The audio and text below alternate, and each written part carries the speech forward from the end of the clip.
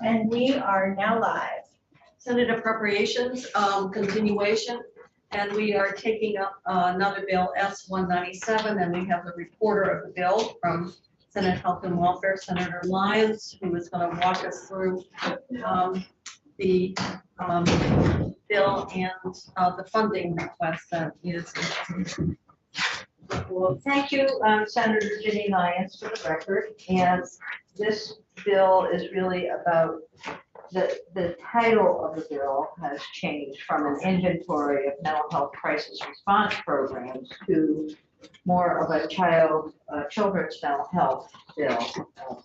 And you know, we're all aware of the issues related to kids during COVID and the significant anxiety, stress, and mental health, social, emotional, and mental health issues that they have had.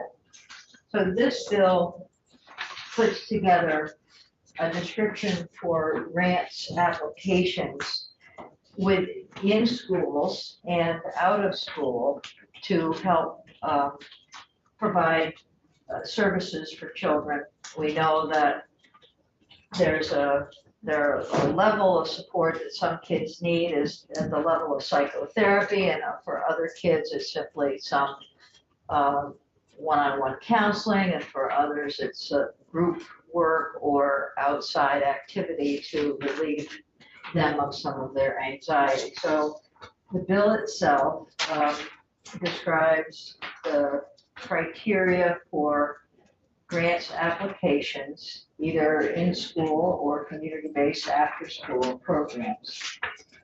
And there are three mandatory, on page 3, there are three mandatory eligibility requirements that the grant applications should meet, that they're evidence-based strategies, that the applicant collects data to demonstrate the effectiveness of the mental health and wellness supports and interventions that they use in the programs they offer, that the applicant meets student needs by incorporating multi-tiered systems of approach, and that multi-tiered systems of support is something integral to the education process, that they're trauma-informed and provide responsive approaches, so strength-based programs that are, some of which are listed in C on page 3. And then there are additional eligibility criteria for grant applications, and so folks pick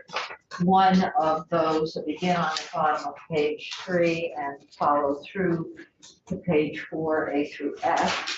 And so it may be that it's a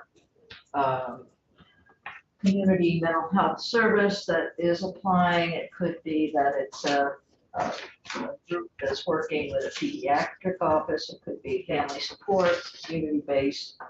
So there are different choices. We've heard from a number of folks who have programs to help kids.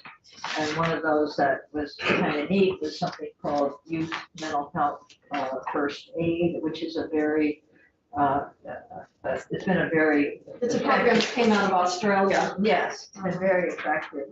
So that's the grant that's there, and that's why we have the ESSER funds included. And when our committee went through An education bill. this could, thank you. I should probably step back and give the history of the bill. It started in our committee as an inventory of crisis response to mental health crisis response. And then I was very much interested in expanding it to kids. And so we started taking testimony about children and their needs. And we heard from after school folks, and we heard from pediatricians who've been working with children who have significant mental health issues right now, and others.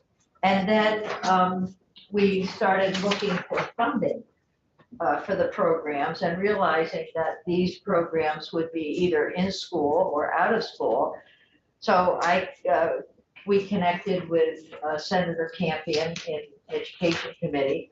And so it became a collaborative process where we invited the Education AOE folks into our committee, and then we took the bill into their committee and had testimony in there, so it's more. You're on that committee too, aren't you? Yes, Okay. so it was a collaborative process. So you just took yourself from one room to I just went another? from one room to the next, it was so simple, but I had Katie and Nolan holding me up. And, but one of the things that the Agency of Education suggested was to have a grant to help educators and school staff who also need some recovery support for their social, emotional, mental health needs. So that's also included in the bill, and then 2.5 million for grants for mental health and well-being services for children and youth. And that's the split of the money. So ultimately, in working with the AOE, identified funds that had not been fully developed for use in Act 74. So there was $3 million in Act 74 that they hadn't fully defined and had criteria for sending out, and it is now part of this bill, and everyone is happy. So who, certainly educators and school staff, to train them in terms of early identification of students who need help, et cetera. Who would provide that, that training to educators? And would that, it could be anyone, would they put out an RFP? I'm just wondering, how would the AOE move this? They were talking about having statewide workshops, and they would probably have someone doing that for the agency. I don't think there's anyone in the agency. I imagine teachers are going to be confronted with. Yeah. Would be real challenging. So Senator Ruth and then Senator Nick. I hope we won't see the same thing we did with, at a certain point, Ed passed $250,000 for restorative practice grants to teach restorative justice in the schools. And it was designed to be a series of grants that would go out in the way you're talking about. And what they did was they designed one day where everybody drove in, and then they had a day's worth of instruction. And it seemed like something that could have been done almost for free, if not $250,000. But here, there's a lot more than that in play. So I hope these would be actual grants to actual. We'll confirm that, and I think that's a really good question. That was something that actually in the discussion in committee, it did sound more like a more robust opportunity than one shot and driving somewhere, going around the state. Yeah. And part of this is to really fully cover the state, so some geographic application of where need is, and then work with folks. And I think that would carry through both to the staff and teachers, I would think, and the kids. Yeah, it's a good point. Okay, so AOE, this is obviously ESSER money, and they support. Yes. I would think they would. Everybody's been talking about what, the pandemic impact on students and learning, and It's hard. We've heard some really sad stories. and so they support it. And I guess Senator Baruth is just saying how the money and how these supports are administered is going to be critical. How did the $2.5 million would be? Well, they could use it to contract with clinicians and. Will be a grant application, so if some of the after-school folks, some of the kids, the first aid for kids, mental health, can apply. There are a number of ways that can happen. And yes. So, the other thing I was going to say, that one of the things I'm very committed to is ensuring that the Department of Mental Health and the Agency of Education are working together, so that the mental health expertise is involved with the grant process and then overseeing how the services are delivered, simply because AOE isn't the Department of Mental Health. They have the funds and they have the contact with the schools, but Department of Mental Health has contacts with our community service agencies and other folks who have expertise in working with children. I'm a little confused in terms of section 1. Where you're talking about the mobile crisis needs assessment. Oh, this is, that's a separate area. I know, I like, I was just, I was like, what is this doing here? It's basically saying they shall submit a report. Yeah. Shall submit the, There's no money involved. no, it says the needs assessment report required, which it's already required under the federal grant. Mhm. And it's just telling them that Just getting the report sent to us. And the implementation plan. Getting the report, and the other report that is in there, which is at the end of the bill. Again, there is a interagency after-school youth task force. And we asked to have those reports from that group sent to our committee, bi-monthly progress. Sent to our committee. And it's already doing bi-monthly progress reports. It's They just- are, they're already doing the work. We just said we're interested. We probably could have sent them a letter. But All right, questions for Lawrence on this? So you're be able to use the school extra money to. Yes, that's what it is, ESSER money. And the money that was there, the $3 million that was there was designated for mental health, So used for mental health services. So it's not that we're taking anything away from any other area. Well, they have already spent. They haven't used it. This is So it's already appropriated sitting there. It's already there, that's it. Yeah, the cost to the ed agency. yeah, the ESSER is. Essor is it, yeah. Other questions? Well, I'll take a motion if you want. Make one. I'll make the motion to move this favor. Okay. Do I have a second? Senator Midka, our clerk, Yes. needs to start clerking. Get moving. Hurry up. I know you're in the midst of a text. I had to move We don't seats wanna bother because you. of Senator Westman's unshod feet. Okay, so we have a motion to move S-197 favorably and seconded, and so the clerk will call the roll. Senator Ballin. Senator Baruch, yes. Senator Nitka. Yes. Senator Sears. Yes. Senator Starr. Yes. Senator Westman. Yes. Senator Kitchen. Yes. What's that? I vote yes. Thank you, I appreciate it very much. Okay, now we're on to 20. And reporter of that? Who's education? You are. You're the reporter. Well, I wasn't sure if it was education or, Health and welfare. Health and welfare bill, and I saw the report there. We're gonna wait till we get here. Education had a strong pull. Unless, unless we just say. But I need to say get it. I am the reporter, I guess. Okay. Yeah. Senator Westman. Take upstairs as soon as we're done. What's that? I'll give you the bill to take upstairs as soon as we. Okay, sounds good. Thank you. And. 220? What, 220, do you Do you have the bill itself? No, I didn't know we were picking it up until, so, sorry, I'll get it for you guys. Give me a moment.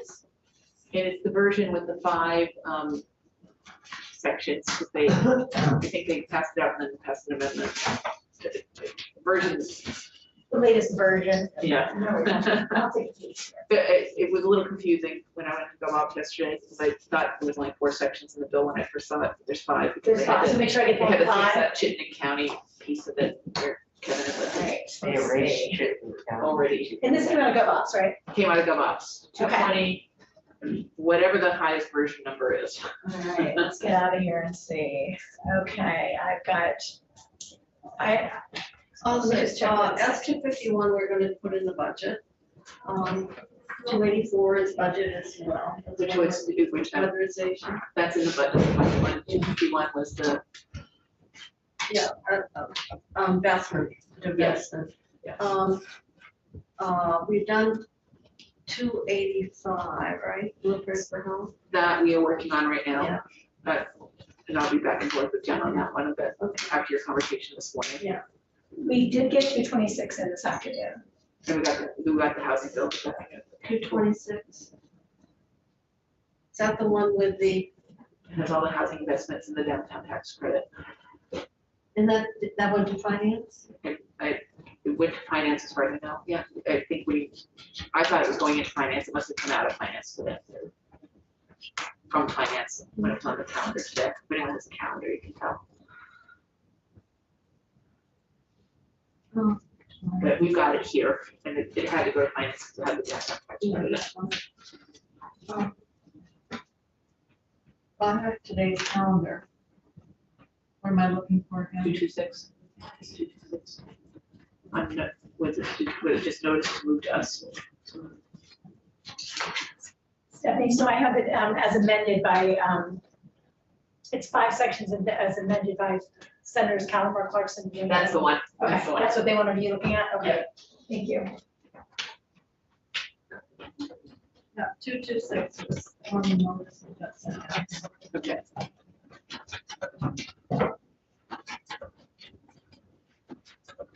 Do you want to, timing wise, do you want to see if we can actually ask Senator Sorokin to come in? Give us an overview on 226? Yeah, that would be. Yeah, so I'm gonna give you all. See if he can come over. Actually, I'll ask Scott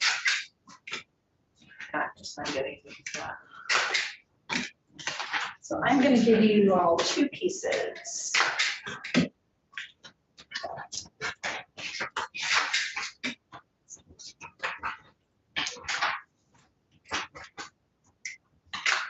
Pretty nice out there. I haven't been out. I went out for 5 minutes.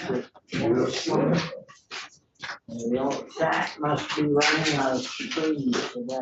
It wasn't really cold last night. So here That is was all I think. the amendment that Stephanie's and here's my. So, Want to hold on to this one or just hand those out? Yeah, the Hold this, okay? Down to 40. Those. There's a guy on the Those street. are around. The house I'm right here, there's a guy 2 doors down who's boiling There salmon you in the are. driveway. Are we next to here? You are. Right, yeah, I have it written down, but I don't remember why. It's with me. These guys are big. He has, Yeah, it says he has a with you. small homemade evaporator, Nika, that's for you. 50-gallon drum, like top cut off. I don't remember why. I couldn't do that much. You could, you couldn't do this. Oh, yeah. Like, you know, Senator Sears. You're welcome. Okay. Thank you for your patience with me. Oh, I know. Yeah, I wrote it. yeah. I don't even know what my sister's house right now. Oh, right. because of snow. Okay, and I'm just gonna remind everyone, we are still rolling. You know, wood stove. Oh, yeah. That's what it is. You got, 1 page.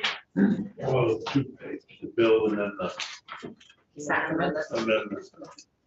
Did you get it? Yeah, I got it. Do we need to have someone come in?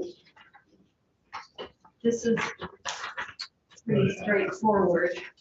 And it's,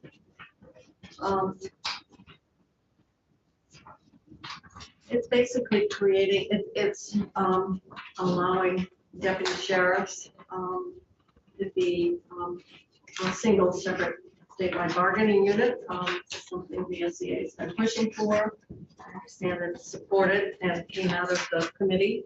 I believe, did it come out unanimously? Out of the office? I'm just curious about whether or not they'll be able to be moved county to county, like they currently are. Well, this only creates the bargaining unit. And so Okay, so whatever we do in our. that's why we in want, this committee, with that amendment, we're fine.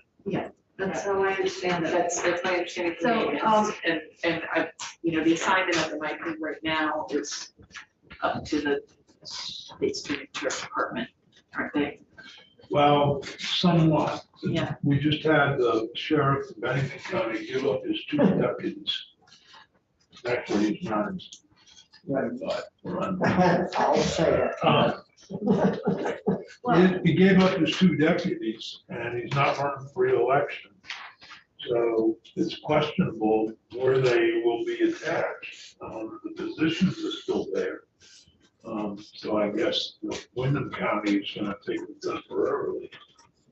But that is, those types of situations occur right now, and would those be able to continue under this? I don't know. Well, It wouldn't affect. I believe there- So, Dick, I can ask Damien directly, but I believe that is the case, that, and under what you're contemplating for that amendment that Eric drafted. Yeah, well, yeah, once they're all under the department, then it's. and does that do that? Well, we can do it. This unionization. Eric's putting together the memo so that. Then we'll go into our bid. All Yeah. right, so, committee, just to let you know, what we're trying to do is align this, which is a bill that would create a statewide bargaining unit for these employees. However, one of the areas that, and was a topic of discussion or review by It's the actually a auditor's judiciary office. committee where all this came up. Yeah, so it's a way of taking those state-paid positions and getting the maximum utility, including helping with court security, which some, I guess, have been doing. Right. And helping to address the problem that the courts are having to reopen.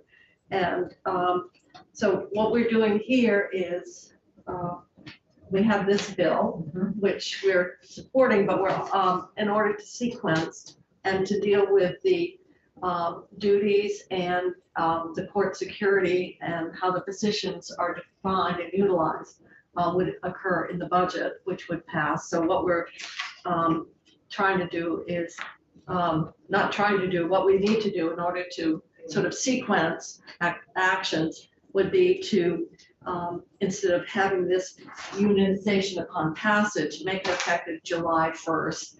And that would allow us the time to do the work in the budget adjustment relative to the duties and how to help use these state-funded resources to address the court security dilemma. So that's what the amendment does, is simply change from upon passage to July 1st, which would allow this other discussion around the positions to occur. And that would be reflected in the budget bill itself, because it's going to take a bit more funding, if I understand correctly. Is that true? Well, the court says, Senate Judiciary meeting, they felt like they were gonna try to, in the budget that they put together, they were gonna go up to, I think, 35 an hour. The governor is at 28, I think it's 45 and 50. and they would like it between 45 and 50 in order for the sheriffs to be able to afford this. But in order to cover some of that cost that would increase, we would be able to supplement with transport deputies, Sure. which we're already paying. Yeah, okay. So it's really getting the maximum utilization, and that was the topic that the auditor looked at in terms of how these, and with more and more arraignments occur remotely that influence that workload. And so it's bringing up the job duties kind of in line with where the need is today. I mean, Justice Eaton basically told us that the reason the courts have been slow reopening is security and the lack of it. There's also some HVAC problems, but mainly security. Yeah, the Woodstock Courthouse, which was, had a lot of money put into renovation several years ago, is absolutely all set with ventilation and everything else, but they can't use it because they don't have sheriffs to staff it, which is. And the one thing that we do know, and looking at it is, the sheriffs have had a real hard time with hiring staff, but the state paid deputies are, Right. they're doing fine in terms of being able to recruit, and that's a pretty stable workforce. Yeah. So what we have here is creating that bargaining unit, and then just changing the effective date to allow this other work to occur and be reflected in the big bill, and making upon passage and replacing it with July 1st. Having that statewide bargaining unit, would that mean that the sheriff in Orleans County or Essex County would get the same pay basically now, I as think. over The in? state pay. They do, yeah. The state pays, I think, for Your sheriff, The same the pay? state paid deputies get the same pay. Yeah, these are state pay Or deputies. state pay? Yeah, which These are- is not the same it's as the county Not paid. like the county You sheriff? have two in your currently in your county, but there's none in Essex. Okay, so we have just our sheriff in Essex County. Right. Well, don't forget, we put in a little extra money for two-year Yeah. sheriff, For because doing there's the no state police. troopers. You gotta keep doing that. Well, not anymore. I don't know what he's gonna do now.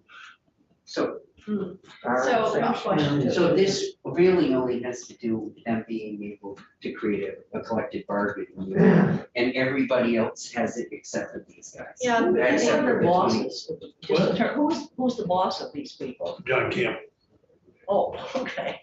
basically, I mean, they come under I was the thinking, executive committee of the Sheriff's Association, which is, I think, four sheriffs, 4 or 5 sheriffs. I was thinking of county sheriff. I know. This is altogether different. Well, yeah, but Do you still have a county sheriff? Sort of. Well, sort of. sort of. According to the press, he may be in Tennessee. So I'll move the bill with the name change. Okay, so you shall we move the amendment? So I just want to be really clear, so my local county sheriff, whoever is elected, Won't be. will not be in charge of any of these people.